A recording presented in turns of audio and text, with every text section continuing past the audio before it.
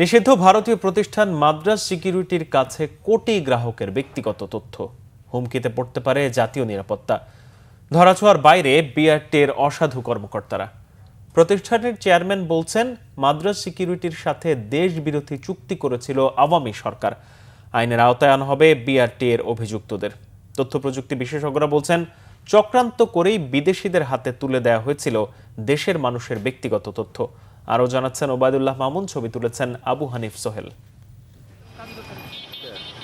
বাংলাদেশ সড়ক পরিবহন কর্তৃপক্ষ লাইসেন্স প্রিন্টিং ও ডাটাবেজের কাজ করে ভারতের কালো তালিকাভুক্ত প্রতিষ্ঠান এমএসপিএল বা Madras security and printing limited.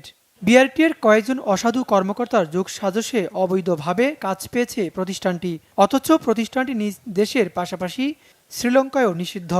অভিযোগ রয়েছে, বিআরটির তৎকালীন প্রকৌশল শাখার উপপরিচালক শীতাংশু শেখর সহ বেশ কয়েকজন অসাধু কর্মকর্তা নিজেদের আওয়ামী লীগ ও ভারতের আশীর্বাদপুষ্ট পরিচয় দিয়ে লাইসেন্সের মতো গুরুত্বপূর্ণ কাজ করার সুযোগ করে দিয়েছে এমএসপিএলকে। চুক্তি অনুযায়ী 40 লাখ গ্রাহকের লাইসেন্সের কার্ড প্রিন্টিং শেষ করার কথা থাকলেও মাত্র 26 লাখ গ্রাহকের প্রিন্টিং করতে পেরেছে তারা।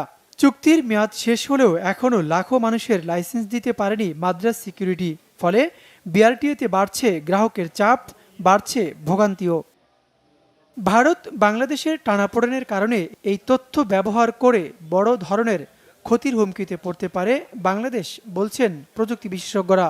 তারা যদি মাদ্রাজ থেকে রিমোটলি ডেস্কটপ এনি সব সর্ট অফ চ্যানেল কানেক্টিভিটির মাধ্যমে আপডেট করে, মনিটরিং করে, মেনটেনেন্স করে, অবশ্যই আমাদের ডেটা ঝুঁকির মধ্যে আছে।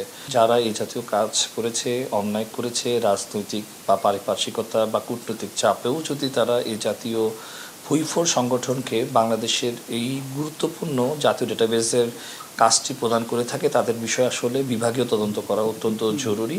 বিআরটিএ বলছে, মাদ্রাজ সিকিউরিটির সাথে আওয়ামী সরকারের চুক্তিটি ছিল রাষ্ট্রবিরোধী, দেশবিরোধী কোনো প্রতিষ্ঠানের সাথে চুক্তি নয়, জড়িতদের বিরুদ্ধে নেওয়া হবে ব্যবস্থা, বলছেন বিআরটিএ চেয়ারম্যান। যে চুক্তিগুলো এখানে সম্পন্ন হয়েছিল, সেই চুক্তিগুলো যদি আপনি বিশ্লেষণ করেন, তাতে বোঝা যায় যে এখানে একটা ভেস্টেড ইন্টারেস্ট ছিল, নো ডাউট অ্যাবাউট ইট।